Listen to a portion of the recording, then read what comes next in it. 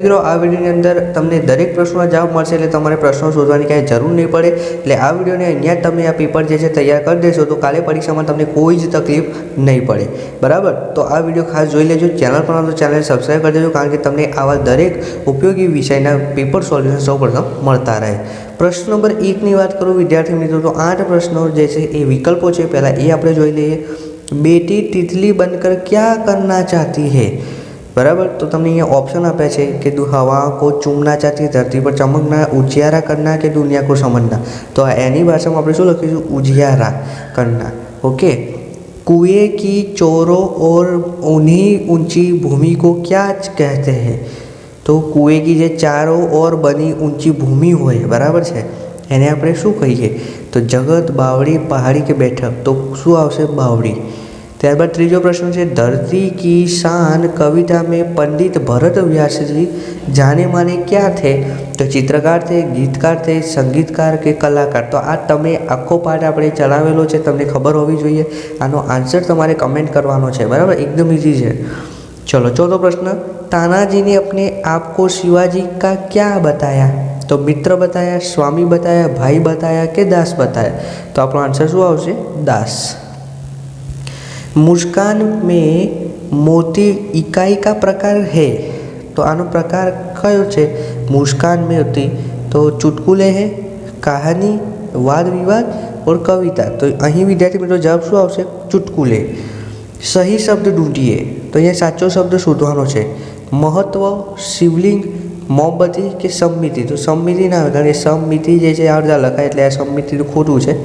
Shivling, Shivling it's right नहीं है, क्योंकि शिवलिंग का सी व इस तरह से आता है। ओके, तो महत्व इज योर करेक्ट आंसर। हिमाकत शब्द का कौन सा अर्थ नहीं है? हिमाकत तो मूर्खता, नादानी, बेवकूफ़ी, विद्वता। तो हिमानी में शू है? नादानी। ओके। 8वां प्रश्न है, टेंसिंग एवरेस्ट पर पहुंचने में सफल हुए। रेखाकी शब्द का विलोम शब्द, सफल विरोधार्थी शू थाय? असफल। खबर पड़ी है विद्यार्थी मित्रों, एकदम इजी है। चलो हवे ब नंबरनो जे प्रश्न है ने एनी अंदर जो तमे अहींया तमने माहिती आपी है, बराबर। तो हवे आ नीचे आपेला 4 प्रश्नोना जवाब आपवाना छे। चलो पहलू है, फिक्स थालियों में सबसे सस्ता भोजन कौन सा है? तो तमे अहींया जो फिक्स थाली है जेनी अंदर सौथी सस्तुं छे पूरी शाक 40 रुपया। तो सबसे सस्ता क्या है? पूरी शाक। चलो बीजू, खाने में आपको दाल फ्राई और जीरा राइस खाना है तो आपको कितने रुपये चूकवने होंगे?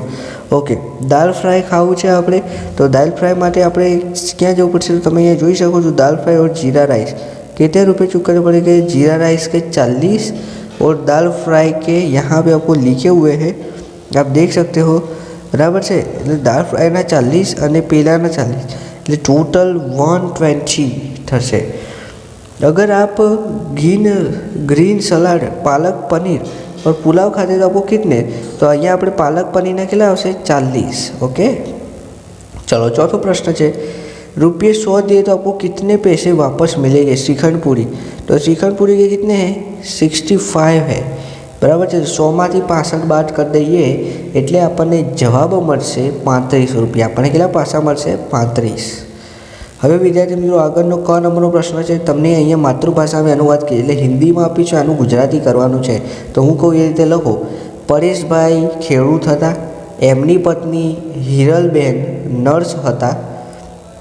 एक दिवस सवारे हिरलबेन जे छे ए पाणी नलथी पाणी जे छे ए उतावळमां एक मटका रखाता, એટલે जल्दबाजी में एक માટલું, नीचे शू राख्युं હતું? માટલું राख्युं હતું, बराबर। बाद में नल चालू किया और रसोई घर में चाय बनाने चली गई। त्यार पछी तेमणे नल जे छे चालू कर्यो अने रसोडामां चा बनावा जता रह्या। चाय बनाने के बाद चा बनाव्या पछी जब वापस आया पाछा आव्या त्यारे માટલું जे छे ए खाली हतुं, एमां पाणी न हतुं। हिरलबेन अपने आप पर हसने लगे, हिरलबेन पोताना पर हसवा लाग्या। ઓકે, તો આ રીતે તમારે હિન્દીનું ગુજરાતીમાં અનુવાદ કરવાનું છે. હવે વિદ્યાર્થી મિત્રો 2 ગુણના પ્રશ્નો છે, કોઈ પણ 5 પ્રશ્નોના જવાબ આપવાના છે. હું કહું એ પ્રશ્નો ખાસ તૈયાર कर देજો. आपको कहाँ कहाँ पर भेदभाव की नीतियाँ दिखाई देती है? चौथी श्री ने अपने बेटे का परिचय कैसे दिया? देश के नाम संदेश इकाई पत्र में स्वच्छता के बारे में कलाम की क्या है? बराबर છે. अपनी हत्या के बारे में शिवाजी जी ने कौन कौन सी शंकाएं व्यक्त की? भावेश भाई दीपावली की छुट्टियां में से आए तो क्या चौंक गए? अपने देश की व्यवस्था को हम कैसे सुधार सकते हैं? હવે વિદ્યાર્થી મિત્રો 3 પ્રશ્નો છે, 3 માર્ક્સના 2 પ્રશ્નો લખવાના છે, टोटल 6 मार्क्स. ओके, चलो. आदमी सच्चा हीरा कैसे बन सकता है? आप किसको प्रमाणिक इंसान कहते हैं? चौथी स्त्री का बेटा सचमुच हीरा था, क्यों? बराबर છે. આ પ્રશ્નો ખાસ તૈયાર કરી દેજો. ત્યારબાદ 3 માર્ક્સના 2 પ્રશ્નો લખવાના છે, એટલે 2 ગુણના 3 પ્રશ્નો છે, 2 માર્ક્સ 2 માર્ક્સ 2 માર્ક્સ. ક્લિયર? ત્યારબાદ વિદ્યાર્થી મિત્રો આગળ જે છે 3 માર્ક્સના 2 પ્રશ્નો લખવાના છે. કિन्हीं दो, एक प्रश्न है कि 3 मार्क्स. बेटी की तरह आप किसका सहारा बनने के लिए क्या क्या करेंगे? विविध क्षेत्रों में मनुष्य ने क्या क्या प्रगति की है? धरती की शान काव्य के अनुसार आप क्या क्या कर सकते हैं? ત્યારબાદ કાવ્ય પંક્તિ આપી છે, બરાબર, 2 ગુણની છે, ખાસ તૈયાર કરી દેજો. વિશેષણ કા પ્રકાર લીખીએ તો થોડીનું વિશેષણ શું થશે? તો આનું શું થશે? આપણી રીતે પ્રમાણવાચક લખી શકીએ, બરાબર. વહ આદમી જા રહા થા, તો વહ એ કરતા થશે, બરાબર છે. ઓકે, સૂચના અનુસાર અહીંયા તમારે લખવાનું છે. હવે ખાસ ધ્યાન રાખજો. અબ્દુલ કલ આયેગા, ભૂતકાળ શું થશે? અબ્દુલ कल आया था, कल आया था. जिसकी लाठी उसकी भैंस, कहावत काढ. जिसकी लाठी उसकी भैंस એટલે શું યાદ રાખવાનું છે? એ તમને આવડશે, બરાબર છે. ચલો, શબ્દકોશ ક્રમ में તો જુઓ. સૌથી પ્રથમ પહેલાં શું આવશે? તો ઉપભોક્તા આવશે. શું આવશે? ઉપભોક્તા. પછી શું આવશે? ક્ષમા. શું આવશે? ક્ષમા. પછી રક્ષા અને પછી મિટ્ટી. ક્લિયર? વિલોમ શબ્દ એટલે વિરુદ્ધાર્થી. આકાશ, આકાશનું શું છે? ધરતી.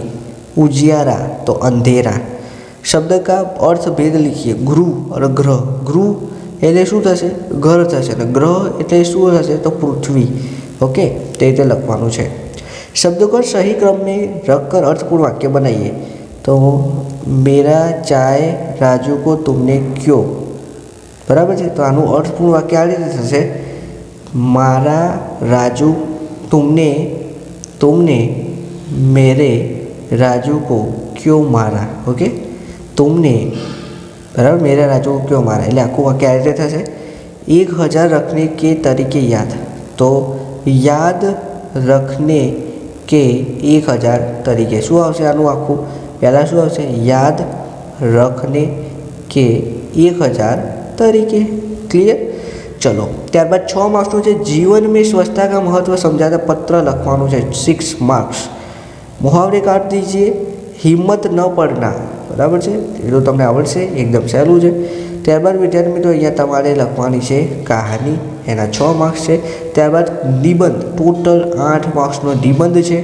मेरा प्रिय नेता, मेरा प्रिय वैज्ञानिक, मेरा प्रिय त्यौहार.